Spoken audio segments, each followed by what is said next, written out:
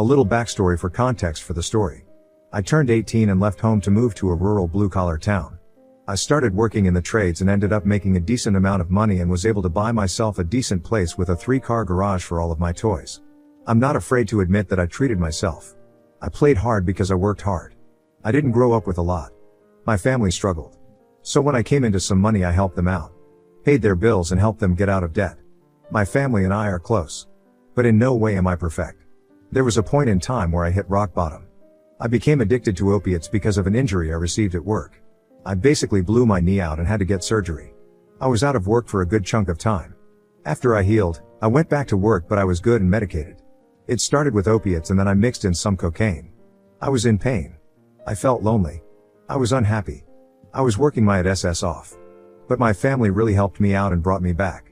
I was in a really low point in my life and they dragged me out of that hell. Shortly after getting sober, I was about 23, I met my future ex. I'll call her Kelsey. When we first met, she was dating someone else at the time. She had a long-term boyfriend who happened to work in the same town as me. We actually worked in the same camp, but because this camp is so big, I had never actually worked closely with him. Even though we didn't work closely together, we had mutual friends. One of our mutual friends was having a barbecue and Kelsey just happened to be in town that day and came to the barbecue. I'll be honest, at the barbecue she was flirting with me and I shamelessly flirted back. She texted me after that. At first it was harmless with maybe some dirty jokes here and there. I could tell she was trying to get me to bite, but I didn't until the day she told me she broke up with him. When I had my off weekend, I'd drive 3 hours to see her and stay at her place for the weekend to get my nut in. Let me tell you, she did not disappoint. And looking back, she was mentally unstable, but it gave her a little spice, and I liked it. Yeah, whatever. For the most part our relationship thrived over the next 4 years, albeit with a recurring pattern of being on again off again. Whenever I went out of my way to do something special for her, we'd get into this huge fight, and she'd break up with me. But the breakup didn't last very long because she'd still come over to fuck me and then she'd plead for reconciliation shortly after that. Honestly, this is just how it was and it felt normal to me. And it honestly felt like a joke. I just never took it seriously when she broke up with me because I knew within the week she'd be over at my place seducing me. She was crazy and it drove me wild in the best of ways. After a while though, and after talking to her recently, she told me that she broke up with me because she was ashamed about the fact that she cheated on me just as she had been cheating on her previous boyfriend. She told me she was basically addicted to it. She loved the attention. She loved the chase. And honestly she became a bit of an addiction too. I think a part of me didn't believe that I deserved love, so I got used to the feeling of being treated like that. At one point though, I tried to put my foot down and tried to practice some self-control. This lasted for about 4 months. In that time, while we were broken up, I took time off work and I went and backpacked through France, Italy, Croatia, and eventually to Greece. I met some of the most beautiful women I had ever laid eyes on, and for a moment, I had forgotten about Kelsey, and shocking. I know, but I was actually happy. When I got back, I started planning my next move. I was going to put my house up for sale and get out of that small town. I wanted to move somewhere warmer and just travel up north for work. But she must have smelled blood in the water because as soon as I was shopping around, she called me up and expressed a desire to reconcile, expressing earnest intentions of commitment. So much so that we delved into discussions about marriage, starting a family, and even started house hunting together. SMH. But everything seemed to align perfectly and I actually believed her. This is where it all started to go really downhill. So my work is really sporadic. We have jobs that can last anywhere from 2 weeks to 6 months. It all really depends. While I'm off work, I go on unemployment insurance. I did end up selling my place in that blue-collar town and Kelsey and I ended up buying a place in the city that she lived in. But this all means that I can be away from home for at least 2 weeks at a time, at most maybe 6 weeks. If anything, I'd try to come home when I could, even if it was 3 days. So at one point, I come home from 6 weeks away. We just finished a shutdown. Worked about 10 days straight. As soon as I get back, I start getting really sketchy vibes. She starts love bombing me. She performs a certain act on me as soon as I walk in the door, then barbecues some steak, and then she starts a fire, we sit around the fire, and finish up with a night of fucking. I had a feeling she was trying to butter me up for something or hide something. She was definitely distracting me from something. We're laying in bed afterwards, it's about 2 a.m. She's about 6 beers deep plus a bottle of wine. She's a lightweight, so by this time, she's pretty plastered. She's laying there naked and then she mentioned that this guy, I'll call him Ned, keeps talking to her on social media. She said that he randomly reached out to her on Instagram. Right away I'm seeing a red flag. I try to shake it off and pretend like it didn't bother me. She keeps talking about this guy and how funny he is. I'm trying to bring up other things and change the subject. She keeps bringing the topic back around to this Ned guy. She starts telling me about how Ned is so understanding, How he listens to her problems, how he gets her in ways I never could. It's like a dagger to my heart, listening to her praise another man while lying naked in my bed. But I try to stay composed, pushing down the rising tide of jealousy and insecurity. As she continues, she mentions how Ned just got out of a relationship, and he has been going through a tough time lately, how he's feeling lost and alone. And then, in a moment of vulnerability, she confesses that she's been confiding in him about our relationship issues. My mind reels at the betrayal, realizing that she's been airing our private struggles to a virtual stranger. But despite the anger and hurt simmering beneath the surface, I force myself to remain calm and try to listen as she recounts their conversations. Eventually she passed out and I instantly reached for her phone and took it to the bathroom with me so I could do some digging. Yeah, I felt guilty at first, but once I saw the messages between the two of them, the guilt was replaced with rage. I instantly wake her up and I hold the phone in her face and show her the nudes they've been sending back and forth to each other. Not just recently, but prior to our 4-month break. By this point, we had been living together for close to a year. Naturally, she breaks down and she's crying and sobbing. She's drunk and not making any sense. So I take off and go stay at a buddy's place for the night. While I'm gone, she tries calling me and texting me but I'm not answering. She's absolutely blowing up my phone. In the morning, I go back home and I find her passed out in the kitchen and she's unresponsive. Come to find that she had a full-blown panic attack, so much so that she hyperventilated so much that she ended up passing out and hitting her head on the kitchen counter. She had a mild concussion. I told her I needed to hear the truth. And that's when she admitted to hooking up with Ned right before we broke up for the 4 months and I left on my trip. She said she thought that I was catching on to something back then, so she started a fight and broke up with me before I could break up with her. She said she hooked up with him while I was away and then realized she missed me and when I got back she wanted to get back together. She said she only started talking to him again while I was away working recently because I was gone and she had needs. She straight up told me that she's too horny for monogamy but that she loves me and she doesn't want to lose me. Then she drops another bomb and she tells me that she actually didn't break up with our mutual friend before we started dating. She just wanted to be with me so badly that she told me that she had. Honestly, I had a feeling that she was still seeing him. She said she broke up with him after a couple of months and after she knew that I would stick around. I'll be honest with you, the addict in me said that I could fix her. And it also said that I wanted one more hit. That's always it. One more hit. So we did try. I told her that she needed to end things with Ned in order for this to work out. Not only that, but that she has to stay sober for me. So I saw her text him and end things. I read the text message and then I saw her block him on her phone and on her Instagram account. I'm not sure why that was supposed to make me feel better. Deep down I knew it wasn't going to do anything. We talk. And despite everything, I'm still in love with her and eager to pursue our shared dreams of starting a family, getting married, and owning a home together. It's the vision I've labored tirelessly for. I'll admit, it was a lost cause. But a part of me wanted some security. I wanted this perfect little happy family. I wanted to make my parents proud. I wanted to bring the girl of my dreams home and show them just how much I turned my life around. I was a fool. Kelsey was overjoyed that I'd forgiven her and promised that she wouldn't hurt me again. In retrospect, I can't help but acknowledge my own naivety in believing her. As weeks turned into months, I started noticing small, unsettling changes. Kelsey was on her phone more often, always tilting the screen away from me. She'd get mysterious calls and texts late at night and became increasingly secretive about her whereabouts. I couldn't shake off the feeling that something was amiss. One day, curiosity got the better of me, and I decided to dig a little deeper. I knew snooping wasn't the right way to handle things, but the nagging suspicion was eating me alive. I began checking her social media activity more closely, noticing she had unblocked Ned and a few other guys. I confronted her about it, but she gaslighted me, making me feel like I was being paranoid. I wanted to believe her, so I brushed it off and tried to rebuild the trust. But my gut feeling was relentless. Then, one night while Kelsey was in the shower, I checked her phone again. This time, I found messages from multiple guys. Not just Ned. They ranged from flirty banter to explicit exchanges. The final straw was a message she sent to Ned saying she missed their last hookup and couldn't wait for the next one. It hit me like a ton of bricks. She never stopped cheating. Feeling devastated and betrayed, I took screenshots of everything and sent them to my own phone as evidence. I knew that her birthday was coming up. I knew that was my change to get back at her. For her birthday, I had rented out this hotel room where she would come back after a night of dancing with her girlfriends. I told her I had a few things to take care of, but that I would meet her at the hotel room after. Little did she know, I had been meticulously planning a special surprise for her birthday, a surprise that would also serve as my payback. I've been hinting to everyone that I had something big planned, dropping heavy clues about a potential engagement proposal. They were all eating out of the palm of my hand. Her friends were buzzing with excitement, and Kelsey herself seemed to be over the moon. Obviously some of the girls had spilled the beans, which was fantastic. She would walk into the room thinking this night would mark a new chapter in our relationship. I meticulously set the scene at the hotel suite. I made sure everything looked perfect, candles, champagne, romantic decorations, the whole 9 yards. Her friends gathered around, phones out, ready to capture what they believed would be the proposal moment. Kelsey's eyes sparkled with anticipation, her face glowing with excitement. I started by giving a heartfelt speech about our journey together, how much she meant to me, and how I've always envisioned our future. I had to put on the biggest acting career of my life. Instead of getting down on one knee, I pulled out some papers. Her breath hitched, and there was a collective gasp from the crowd. Kelsey took it and started to read. It was a printout of the messages between her and Ned, along with screenshots of her conversations with other guys. Her face fell, the room growing silent as the realization of what she was reading hit her. As she was reading the papers, I told her that this is what you've been doing behind my back. Cheating, lying, and betraying my trust. I watched her friends' expressions shift from excitement to shock and disgust.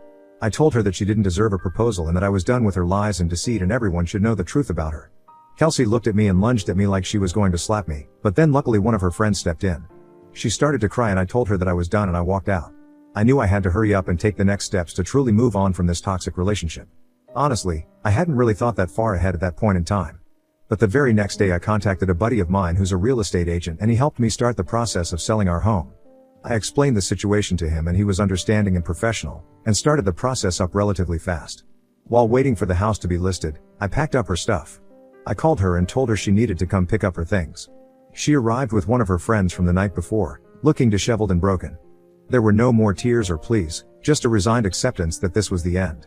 I watched as she loaded her stuff into her car, and when she was done, she handed the keys to the place we once shared and told her it was over for good. I said I was selling the place. During this process, Kelsey did ask for a share of the money from the sale of the house. She argued that, despite everything, she had contributed to our life together and deserved something for her efforts. I knew she might try this, so I had already consulted a lawyer.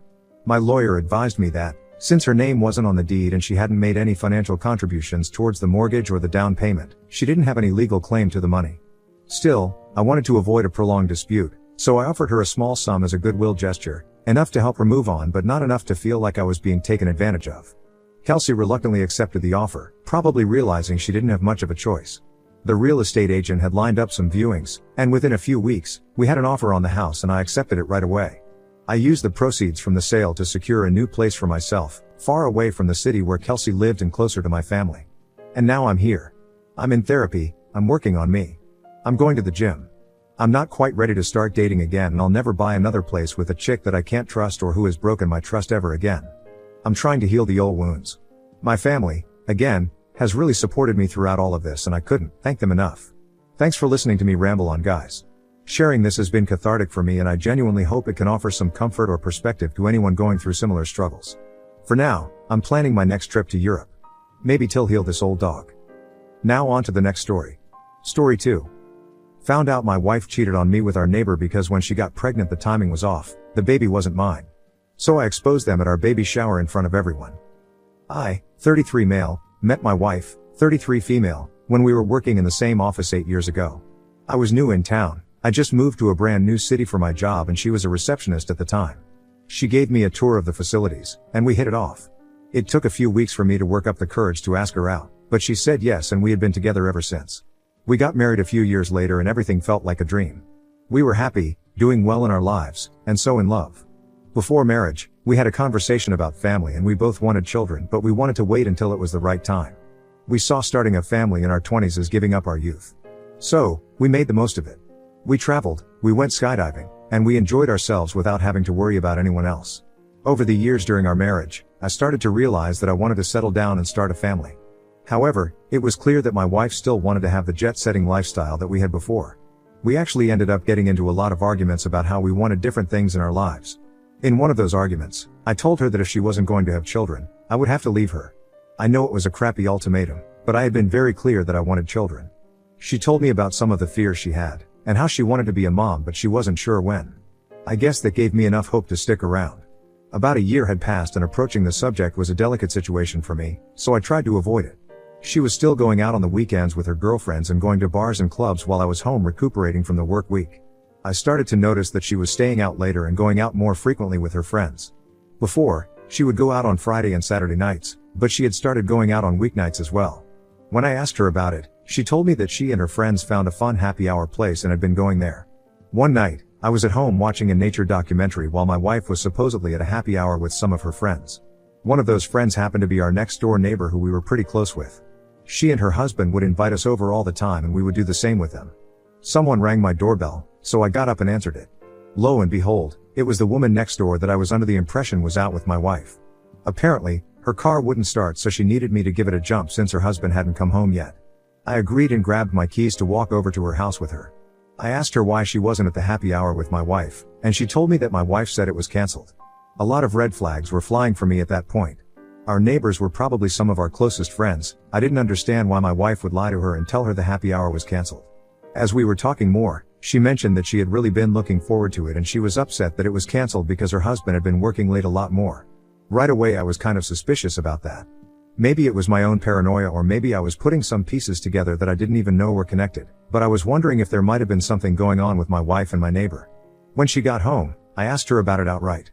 She told me that I was being crazy for assuming that she would be cheating on me with our neighbor of all people. Then she explained why she told our neighbor the happy hour was canceled. Apparently, she had rubbed someone in her group of friends the wrong way and they were uncomfortable with her being there. I believed what she said at the time, but in hindsight, it didn't make any sense. Our neighbor was the sweetest woman and I couldn't understand how she would rub someone the wrong way like that. With all our issues, our sex life had pretty much gone out the window. We had a lot of built-up resentment toward each other and we didn't really talk about it in a healthy way to want to be with each other. One night when I got home from work, my wife was home and very eager to sleep with me. I was surprised, but I didn't think much of it. I was just happy it was happening. About a week later, she was waiting for me when I got home from work in the living room holding a pregnancy test in her hand. It was positive. At the time, I was completely over the moon. I was finally going to have a kid. Never in my wildest dreams would I have imagined that it wasn't mine. She wasn't going to clubs or happy hours because of the pregnancy, but she was still out quite often. I felt like we should have been together through most of the pregnancy, but it still felt kind of like she was avoiding me. Something that occurs to me now, but I didn't think much of the time, is that she never wanted me to go with her to the ultrasound appointments. She would always tell me that they weren't anything important, but I wanted to see the little baby on the monitor. I was finally able to convince her to let me go to one. While we were there, the doctor showed us our baby on the monitor and I was so moved I almost cried. Out of curiosity, I asked her if they had an estimated conception date. My wife quickly stepped in and played it off like they would have no way of knowing, but the doctor said that they could give a rough estimate usually within a week of the actual date. She gave me the estimated time range, and later on when I was thinking about it I realized that it was during the period of time my wife and I hadn't been together in months. She and I had sex together one time, and a week later she told me she was pregnant. I did a little bit of research online to figure out if a week was enough time to get a positive test, and from what I gathered it was pretty rare. It was rare enough for a woman to even notice she was pregnant a week after conception. Something wasn't adding up, and I needed answers before the baby came. I've never been one to go through my wife's things. That was a boundary neither of us wanted to cross with each other. But in this case, when I thought she was lying to me about being the father of the child I so desperately wanted, I was able to justify doing it. I logged into her laptop while she was out and I found countless messages through her social media pages between her and our neighbor. All of my suspicions about the two of them had been correct. They had been sleeping together for several months, and it was clear through the messages that the baby was his. He didn't want anything to do with it and he was worried that it would ruin his life if anything came out about the affair. They both agreed that they would pretend the baby was mine. I honestly can't put into words how heartbreaking that was to confirm. Having a child was my number one priority at the time. I was so happy that it was finally happening and all of that was taken from me.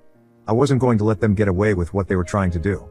Neither of them got to ruin my life and pretend like nothing happened. A few weeks passed, and I was pulling away from my wife.